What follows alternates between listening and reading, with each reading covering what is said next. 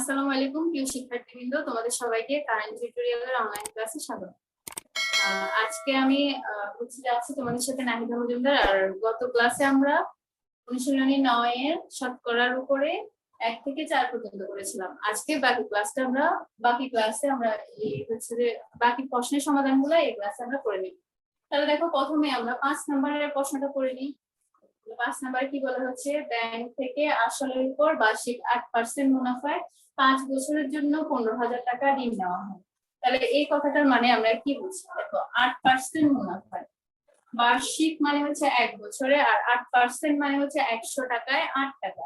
তাহলে বার্ষিক 8% মানে 100 টাকায় 1 বছরে 8 টাকা মুনাফা হয়। তাহলে 5 বছরের জন্য তিনি 15,000 টাকা ঋণ নিয়েছেন।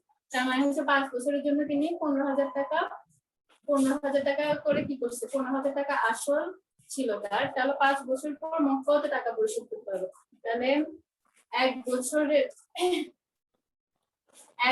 100 টাকার উপর তাকে মুনাফা দেওয়া হচ্ছে 8 টাকা। তাহলে 15,000 টাকার 5 বছরের জন্য মুনাফা কত টাকা দিবে সেটা বের করতে হবে।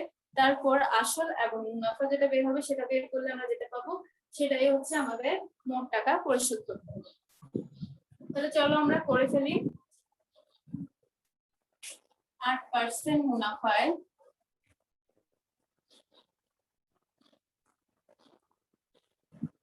100 টাকায় 1 বছরের মুনাফা,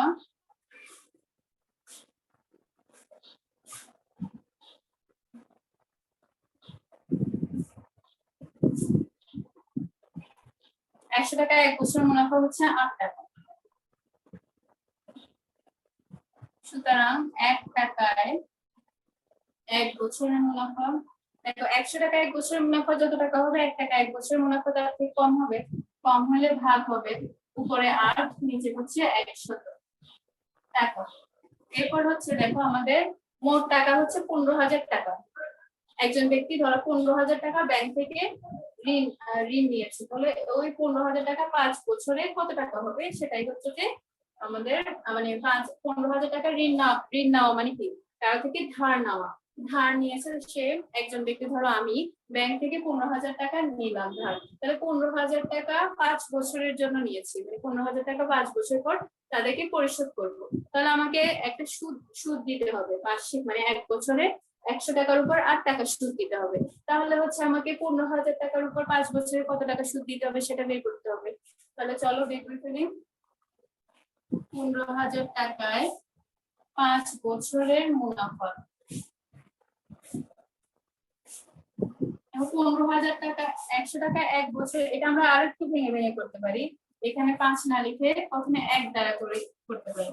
দেখো, 1 টাকায় 1 বছরের জন্য মুনাফা যত টাকা, 15,000 টাকায় নিশ্চয়ই 1 বছরের জন্য মুনাফা আরো বেশি হবে। তাহলে বেশি হলে কি হবে, 15,000 গুণ হবে, 8 গুণ 15,000 ভাগ 100 টাকা।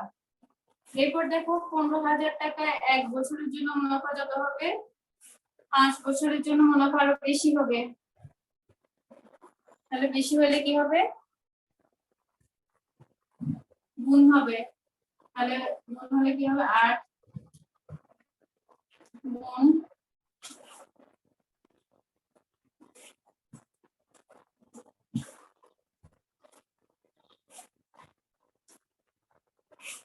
15,000 গুণ 5 গুণ 100। তাহলে দেখো, এবার আমরা কত পেলাম, এখানে পেলাম 8 গুণ 15,000 গুণ 5 ভাগ 100। তাহলে দেখো, এখানে 100 দ্বারা যদি 15,000 কে ভাগ করি তাহলে কত পাবো, 150 পাবো, 150। তারপর এখানে পেলাম কত, 5 8 150। তাহলে 5 8 40, তাহলে 150 কে এরপর আমরা 40 দ্বারা গুণ করব, এত টাকা। তাহলে এটা সমান কত হবে, আমরা এখানে করে ফেলি। দেখো, 0 দুইটা লাস্টে আছে, এই 0 দুইটা আমরা লাস্টে অ্যাড করে দেব। তারপর দেখো, 5 দ্বারা 4 কে গুণ করব, 4 5 20 0 হাতে থাকবে 2। তারপর হচ্ছে 4 একে 4 হাতে 2 6। তাহলে কত পেলাম আমরা, 6,000 টাকা। তাহলে উত্তর হবে কত আমাদের? 6,000 টাকা।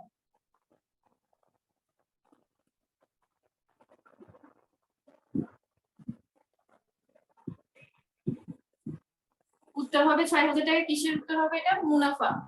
হচ্ছে যে ব্যাংক থেকে আমরা কত টাকা মুনাফা পেলাম? 15,000 টাকার উপর 5 বছরের মুনাফা হচ্ছে যে 6,000 টাকা। তাহলে আমাদের এখন লাগবে হচ্ছে যে আমাদের আরো একটা কথা বলেছে যে 5 বছর পর মোট কত টাকা পরিশোধ করতে হবে। তাহলে 5 বছর পর মুনাফা হবে আমাদের এত টাকা আর আসল ছিল এত টাকা। তাহলে 5 বছর পর মোট পরিশোধ করতে হবে। সেটা কিভাবে করবো? আমরা উপরে লিখতেছি, এই অংশের পরে হবে এই অংশ। সুতরাং 5 বছর পর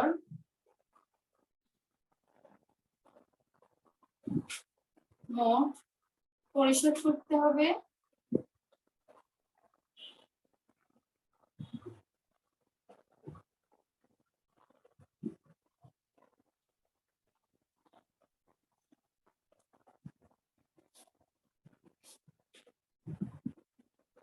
15,000 যোগ 6,000। 15,000 যোগ 6,000 টাকা। তাহলে 15,000 এর সাথে 6,000 যোগ করলে কত পাবো? 21,000 টাকা। তাহলে আমাদের উত্তর হবে 21,000 টাকা।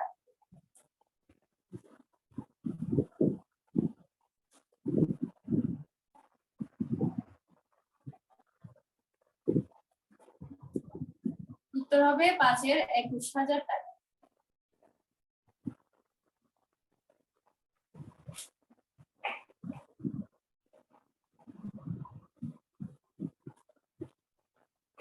এরপর আমরা 6 নম্বর প্রশ্নে চলে যাব। 6 নম্বর প্রশ্নটা একটু দেখো।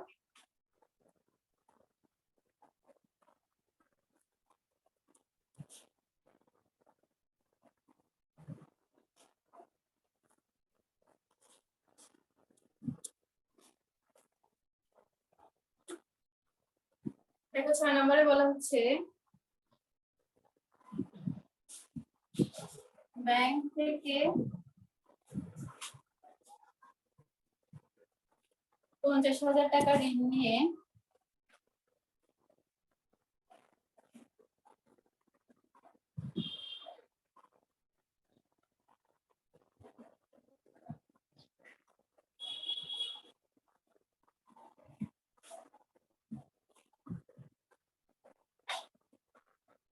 50,000 টাকা ঋণ নিয়ে 8 বছর পর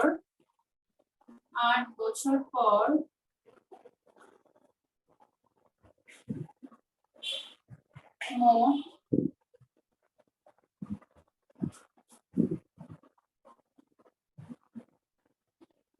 98,000 টাকা পরিশোধ করা হলো।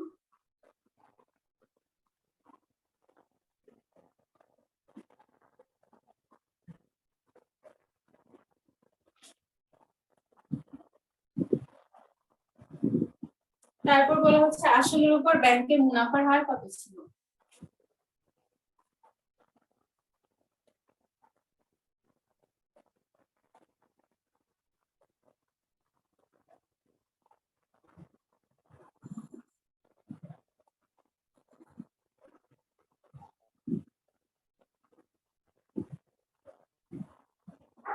দেখো এখন এখানে আমরা আমাদেরকে কি বলা হচ্ছে যে ব্যাংক থেকে 50,000 টাকা ঋণ নিয়ে 8 বছর পর মোট 98,000 টাকা পরিশোধ করা হলো। তাহলে ব্যাংক থেকে 50,000 টাকা ঋণ নিছে, তারপরে 50,000 টাকা আবার কি হয়ে গেছে? সুদ সহ হয়ে গেছে 98,000 টাকা। তাহলে হচ্ছে যে 98,000 টাকা পরিশোধ করা হলো 8 বছর পরে। তাহলে এখন বলা হচ্ছে আসলের উপর ব্যাংকের মুনাফার হার কত টাকা ছিল। তাহলে আসল হচ্ছে আমাদের কত? 50,000 টাকা। তাহলে 8 বছর পর যখন সুদ, এবং সুদ মানে কি? সুদ মানে হচ্ছে ধরো তুমি কোনো টাকা ব্যাংক থেকে ঋণ নিলা, তাহলে প্রত্যেক বছর বা প্রত্যেক একটা নির্দিষ্ট পরিমাণ তোমাকে কি দিতে হবে? ওই টাকার উপর সুদ এক্সট্রা টাকা পেমেন্ট করতে হবে। তোমার বছর যত বাড়বে সুদের পরিমাণটাও তত বাড়বে। তাহলে 50,000 টাকা ঋণ নিয়ে, অর্থাৎ আসল টাকা হচ্ছে 50,000 টাকা, তাহলে 8 বছর পর মোট 98,000 টাকা পরিশোধ করা হলো। আসলের উপর ব্যাংকের মুনাফার হার কত ছিল।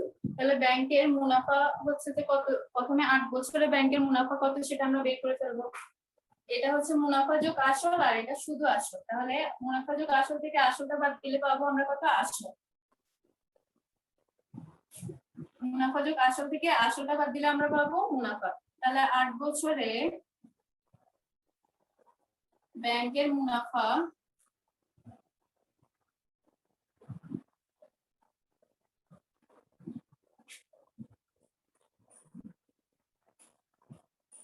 হলো,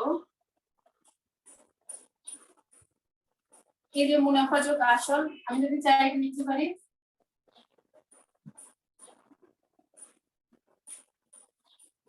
মুনাফা যোগ আসল, মুনাফা আসল বিয়োগ আসল।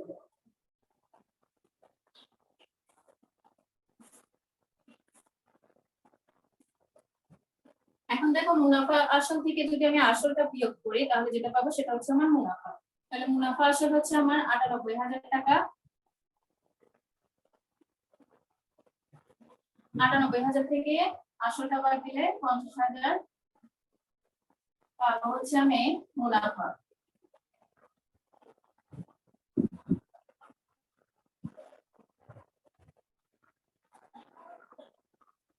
পেলাম কত, 48,000 টাকা। এটা আমার 8 বছরের মুনাফা কত টাকার উপর, 50,000 টাকার উপর। আসল হচ্ছে আমার 50,000 টাকা। তাহলে আমি দেখতে পারি 50,000 টাকার উপর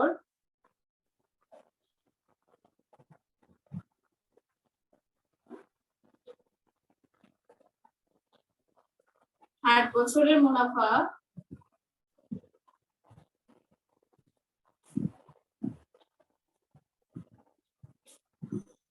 48,000 টাকা।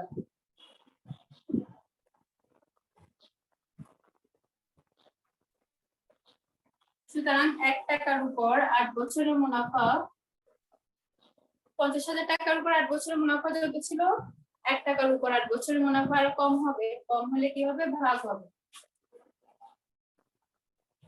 48,000 ভাগ 50,000 টাকা।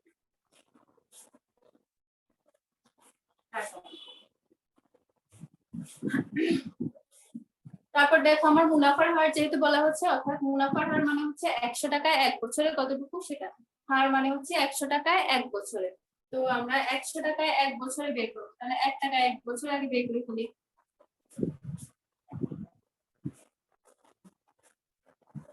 তাহলে দেখো 1 টাকায় 8 বছরের মুনাফা যত ছিল, 1 টাকায় 1 বছরের মুনাফা তার থেকে কম হবে। কম হলে ভাগ হবে।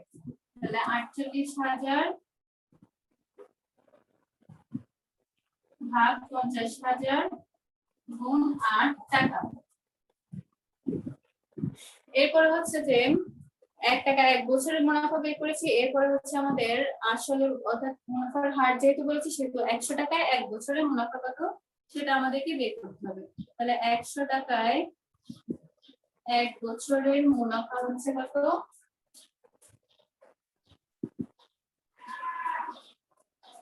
48,000 গুণ হবে। কেন গুণ হবে, কারণ 1 টাকা 1 বছর মুনাফা যদি 100 টাকা 1 বছরের মুনাফা তার থেকে বেশি হবে, তাহলে গুণ হবে। বেশি হলে গুণ হয়। গুণ 50,000 গুণ 8।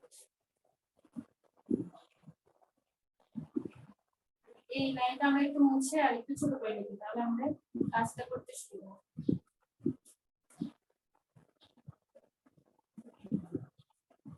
এখন দেখো আমরা কি পেলাম, 48,000 গুণ 48,000 গুণ 100 ভাগ 50,000 গুণ 8। তাহলে এবার আমরা কাটাকাটি করি, চলো। 100 দ্বারা যদি আমরা 50,000 কে কাটি তাহলে কত হবে, আমরা পাবো কত, দুটো শূন্য কাটলে 500 পাবো। তারপরে এখানে দুটো শূন্যের সাথে এখানে দুটো শূন্য কাটলাম, তাহলে এখানে হয়ে গেল 480, এখানে হলো 5, এখানে হয়ে গেল 8। এরপর হচ্ছে দেখো 8 দ্বারা যদি আমি 48 480 কাটতে যাই, 6 8 48 60 পাবো। এরপর হচ্ছে 5 দ্বারা যদি আমি 60 কে কাটতে যাই তাহলে 12 পাবো, 5 12 60। তাহলে কত পেলাম আমরা 12 টাকা। তাহলে 100 টাকা এক বছরে মুনাফা হচ্ছে 12 টাকা, অর্থাৎ 12 টাকাকে আমরা যেহেতু 100 টাকা এক বছরে ব্যয় করছি সেহেতু পার্সেন্ট আকারেও লিখতে পারি। তাহলে উত্তর কত হবে আমাদের 12%। উত্তর হচ্ছে 12%।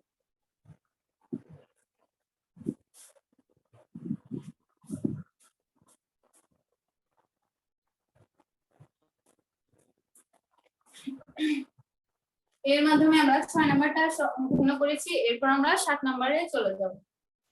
তাহলে এই কথাটা আমরা আবার বলে দিচ্ছি যে 8 বছরে ব্যাংকের মুনাফা হচ্ছে এই যে আসল হচ্ছে কত থেকে বিয়োগ করতে হবে, মুনাফা আসল থেকে আসলটা বিয়োগ করতে হবে। অর্থাৎ 8 বছরে আমরা কি করেছি, ব্যাংকে সুদ দিয়েছি বা ব্যাংক মুনাফা পেয়েছে আমাদের থেকে কত হাজার টাকা, 98,000 টাকা আসল সহ। তাহলে আসল আর মুনাফা থেকে যদি আমরা আসলটা বাদ দিই তাহলে আমরা যেটা পাবো সেটা হচ্ছে 8 বছরের মুনাফা। তাহলে 50,000 টাকার উপর ছিল সেটা। তাহলে 50,000 টাকায় 8 বছরের মুনাফা 48,000 টাকা। 1 টাকায় কত, 1 টাকায় কত, তারপরে 100 টাকায় কত আমরা বের করলাম। যেটা পাবো 100 টাকায় এক বছরে সেটাই হবে আমাদের মুনাফার হার। মুনাফার হার মানে হচ্ছে 100 টাকা এক বছরে কত। এরপর আমরা 7 নম্বর প্রশ্নের সমাধানে চলে যাব।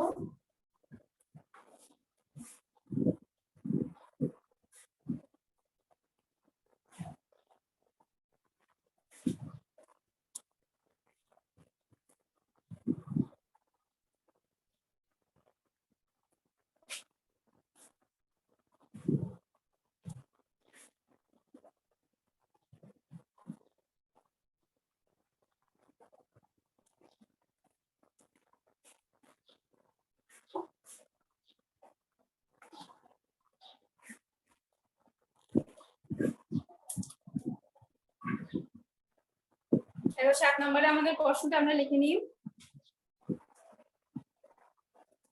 একটি দোকানে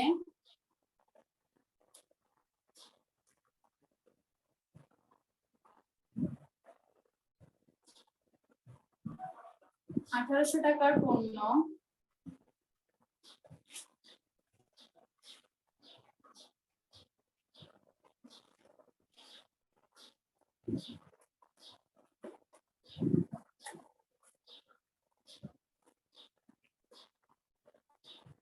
আঠারোশো টাকার পণ্য 20% কমে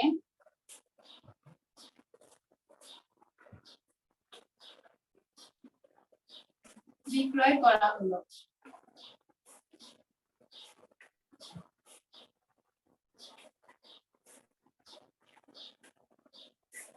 পণ্যটির বিক্রয় মূল্য কত?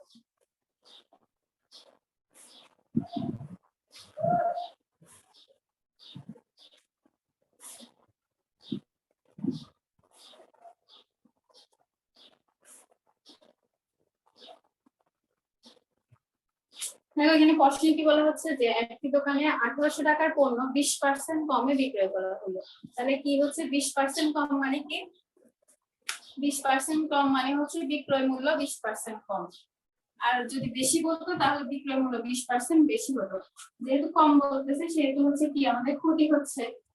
আমরা কি বলেছিলাম যে প্রথম ক্লাসে যে কম হইলে হচ্ছে ক্ষতি আর বেশি হলে হচ্ছে যে লাভ। তাহলে 20% কমে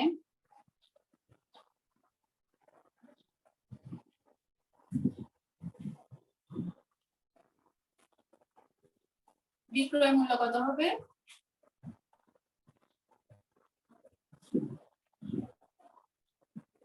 সমান 100 বিয়োগ 20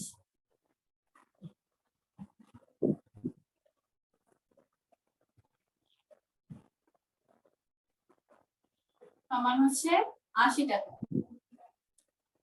তাহলে 20% কমে বিক্রয় মূল্য হচ্ছে 80 টাকা। তারা আমাদের এখন প্রশ্ন করা হচ্ছে যে তার 1800 টাকা হচ্ছে যে তিনি পণ্য 20% কমে বিক্রয় করেছেন। 1800 টাকার পণ্য, তাহলে 1800 টাকার পণ্যের ক্রয় মূল্য হচ্ছে 1800 টাকা আর বিক্রয় মূল্য কত সেটা আমাদেরকে বের করতে হবে। এখন আমরা জানি বিক্রয় মূল্যটা হচ্ছে যে কত, 20% কমে 80 টাকা, 100, তাহলে ক্রয় মূল্য হবে 100 টাকা।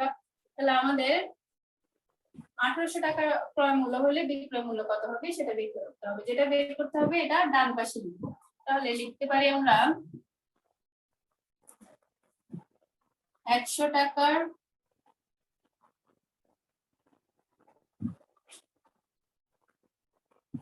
পণ্যটির বিক্রয় মূল্য।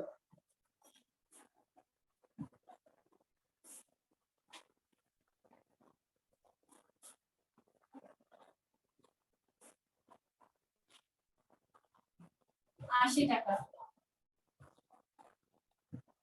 সুতরাং ১ টাকায় পণ্যটির বিক্রয় মূল্য হবে আরো কম, তাহলে কম হলে ভাগ ৮০ উপরে আর নিচে হবে ১০০ টাকা।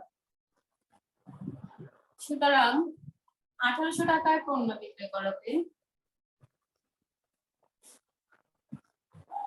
বিক্রয় মূল্য হবে আরো বেশি, বেশি হলে গুণ ভাগ ১০০। তাহলে দুটো শূন্য কাটলাম, দুটো শূন্য কাটলাম। তারপর হচ্ছে ৮০ সাথে এরপর ১৮ গুণ করব। তাহলে ৮০ সাথে ১৮ গুণ করলে কত হয় দেখি আমরা। ৮ শূন্য শূন্য ১ শূন্য শূন্য শূন্য ৮ 8 সাথে ৪ হাত থাকবে ৬ ৮ একে ৮ আর হচ্ছে যে ৮ একে ৮ আর হচ্ছে যে ৬ যোগ করলে হবে ১০।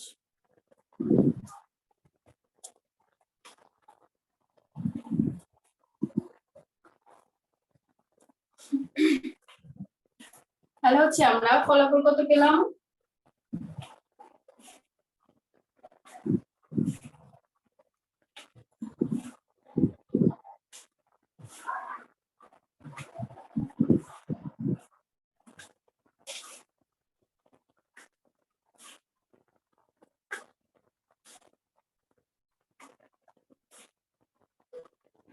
এক চার চার শূন্য।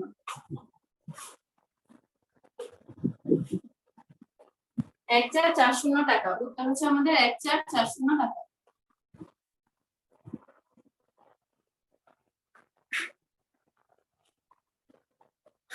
কে ১৮ দ্বারা গুণ করলে আমরা পাবো ১৪৪০ টাকা। এখন দেখো আমরা ৭ নাম্বারটা সমাধান করে ফেলেছি, আমাদের উত্তর এসেছে ১৪৪০ টাকা। এরপর ৮ নাম্বার সমাধানটা আমরা করব।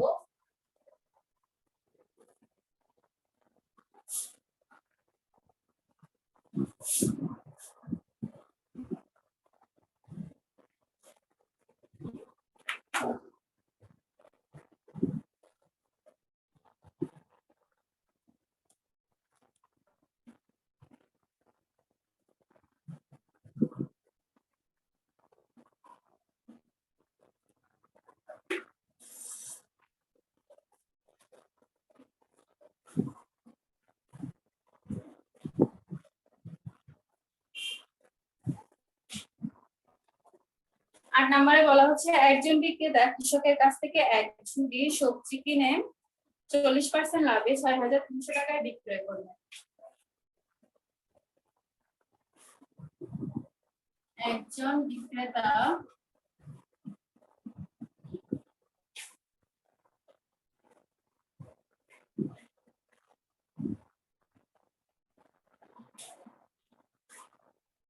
কৃষকের কাছ থেকে এক ঝুড়ি সবজি কিনে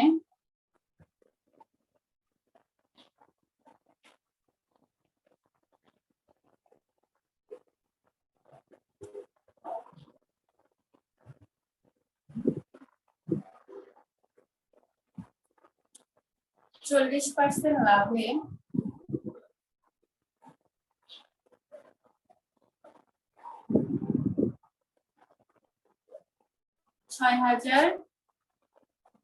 ৬৩০০ টাকায় বিক্রয় করলেন।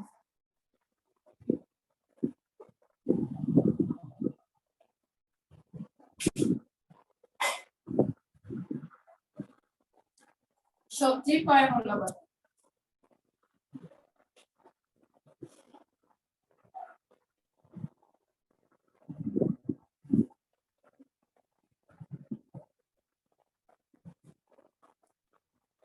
দেখো এই অঙ্কটাতে কি বলা হয়েছে, একজন বিক্রেতা কৃষকের কাছ থেকে এক ঝুড়ি সবজি কিনে 40% লাভে, তারপরে হচ্ছে ৬৩০০ টাকায় বিক্রয় করলেন। তাহলে তিনি কত টাকায় বিক্রয় করলেন? ৬৩০০ টাকায়। তাহলে হচ্ছে তার বিক্রয় মূল্য যদি ৬৩০০ টাকা হয়, তাহলে ক্রয় মূল্য কত হবে সেটাই আমাদেরকে বের করতে হবে। তাহলে যেহেতু 40% লাভ দিয়েছে, তাই এখান থেকে আমরা আগে কাজটা করে নিতে পারি যে 40% লাভে বিক্রয় মূল্য হচ্ছে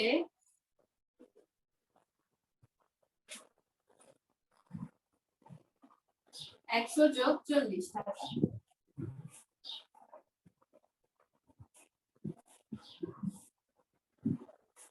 সমান 140 টাকা। তাহলে হচ্ছে 40% লাভে বিক্রয় মূল্য হচ্ছে 140 টাকা বের করলাম। তাহলে এখানে বিক্রয় মূল্য যদি 140 টাকা হয় তাহলে আমরা ক্রয় মূল্য ধরে নিয়েছি 100 টাকা। তাহলে এখানে ক্রয় মূল্য হবে 100 টাকা, বিক্রয় মূল্য হচ্ছে 140 টাকা। তাহলে আমাদের যেহেতু ক্রয় মূল্যটা বের করতে বলেছে তাই ক্রয় মূল্য আমরা ডান পাশে লিখবো আর বিক্রয় মূল্য বাম পাশে লিখবো। তাহলে লিখবো যে বিক্রয় মূল্য 100 টাকা হলে ক্রয় মূল্য হচ্ছে বিক্রয় মূল্য 140 টাকা হলে ক্রয় মূল্য হচ্ছে 100 টাকা। তারপরে হচ্ছে 6300 টাকা বিক্রয় মূল্য হলে ক্রয় মূল্য কত সেটা আমরা নির্ণয় করব। তাহলে লিখে ফেলি বিক্রয় মূল্য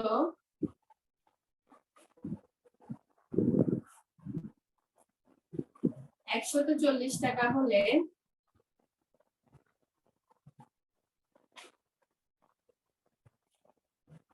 ক্রয় মূল্য